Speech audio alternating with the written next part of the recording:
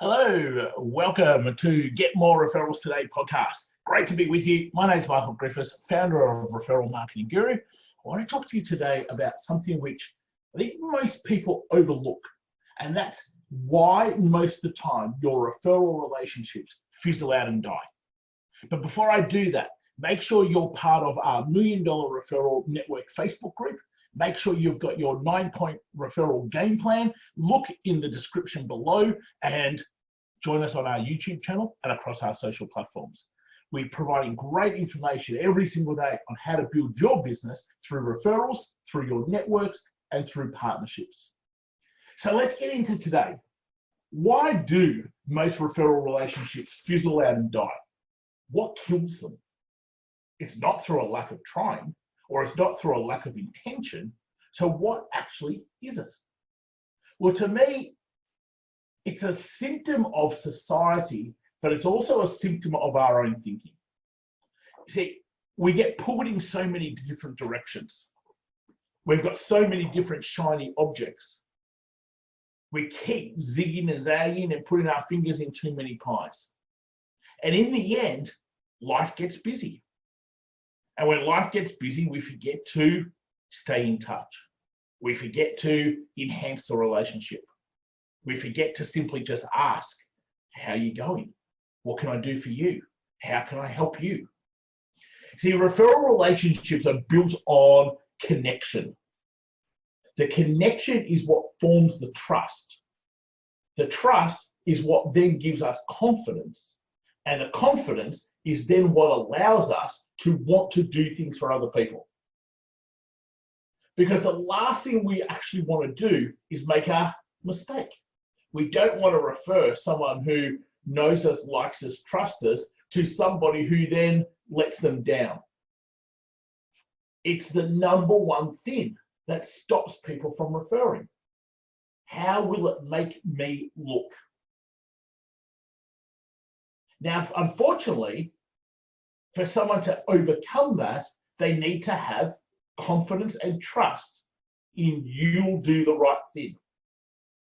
See, the silly thing is, you still might not do the right thing because there are some things that happen which are out of your control, which unfortunately makes the situation horrible. So you can't ever have 100% control over it anyway. But the meaning that we attach to, well, I'll only refer if this person does a great thing, doesn't let me down, and it makes me look good,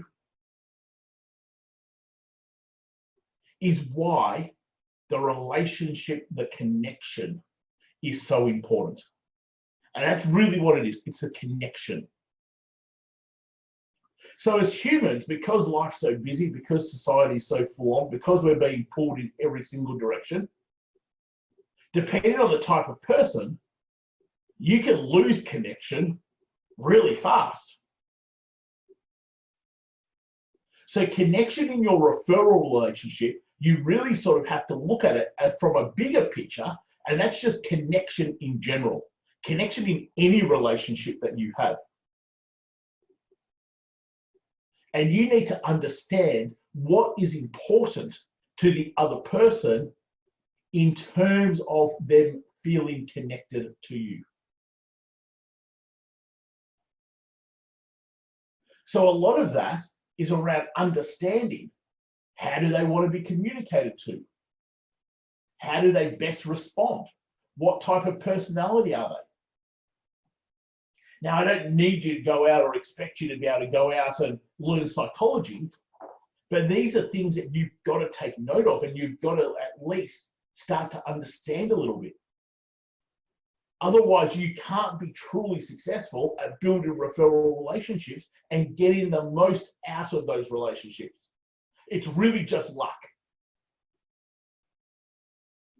So when I first start talking to someone who potentially could be a referral source, a referral relationship, there's lots of questions that I ask, but I'm asking the questions looking at the language they're using, how they're responding, because that tells me more the type of person they are. What is their map of the world? What is their blueprint? From their past experiences, how did they see that things should happen? See, because once I understand that, then I can understand I'm the person that needs to be flexible if this is going to work. I'm the one that needs to probably adapt a little bit, that changes a little bit, if I want it to work. And that's the key. You don't have to have it to work. That's up to you.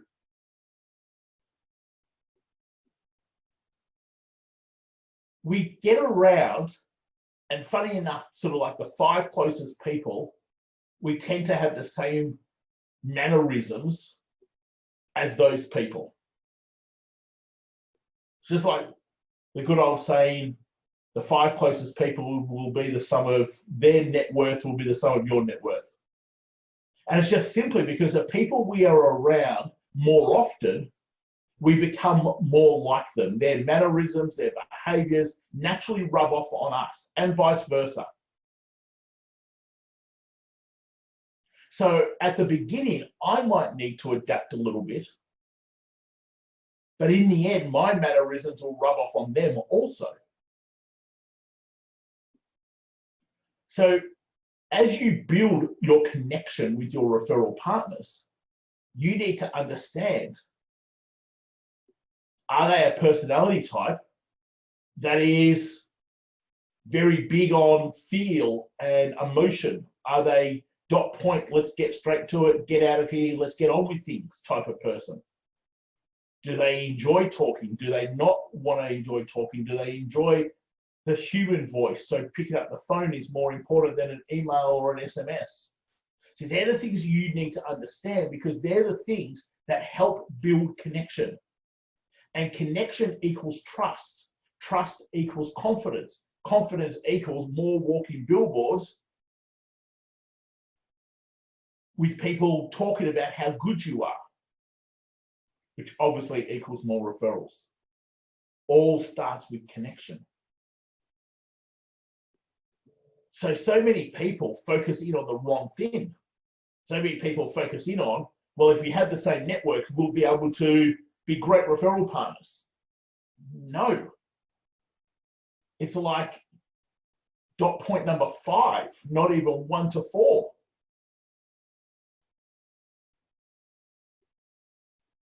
Because if they don't have the same mindset and values, then you won't want to build connection. It'll be a chore. It won't be fun. And if all of that's the case, then it doesn't matter how great their network is. Nothing will take place. That's why finding referral partners quite often is better done with people who are already part of your network, that you already have some sort of connection and relationship with. Now, the great referral partners, the part of this that why it fizzles out and dies for most people is because we don't keep the connection. And as soon as we feel that we're not growing, that we're not significant, that we're not contributing, they're all just part of our 6 core needs, then the relationship fizzles out. But for most people, they don't understand why it fizzles out. But underlying that is it. So the more action plans that you create with one another, the more connection you are instantly creating. We talk all the time to our partnership club guys around brain chemicals. Are you creating dopamine, serotonin, oxytocin? Are you making that person feel? And that's what connection does when you do connection well. Therefore, the other person feels closer to you, bonded to you. The relationship is stronger. Therefore, the trust has to be greater. Therefore, they'll want to do more for you. See, understanding the behind emotion psychology of it is fascinating to why it works. But for most of us, we don't go to that sort of understanding that sort of conscious level. As I said, I don't need you to get a degree in psychology, but you need to understand some simple basics. And the first big one is connection is what determines how successful your referral relationships, your referral partners, your referral sources, and how much gets done with one another dictates. If you think of an example where your referral relationship fizzled out and died, 30 days, 60 days, 90 days. If you were to ask, how good was the connection between me and them? How often did we communicate? How often did we create action plans with one another? How often did I just reach out to build the bond? And I can just about guarantee they're probably going to be negative answers to those questions. That's why your referral relationship fizzled out and died, because it was both too hard for one another. Your referral relationship is no different to any other relationship in your life. You've got two humans that the more connected they are, the greater trust there is, the more they want to do to help one another, more referrals get passed. So I want you to have a think from today. What are you doing right now with your referral relationships? How well do you actually understand your referral partner? What's their makeup? How do they want to be communicated to? What sort of things are you doing that enhances connection, which enhances trust, which enhances confidence, which enhances someone wanting to be able to do things and help you? And put a plan in place right now to change that with your current partners.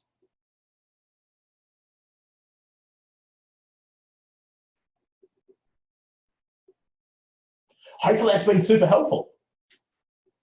It's why most referral relationships fizzle out and die, because we don't focus in enough on connection and the little things that we can be doing that make us feel more connected to the other person. You can control this. You can influence this. By doing little items, you can make the other person feel more connected to you. That's what you've got to do to have great referral relationships. Hey, if you're not part of our $1 Million Referral Network group on Facebook, make sure you search the $1 Million Referral Network or click on the links in the description below wherever you happen to be listening to this. And come hang out with us there.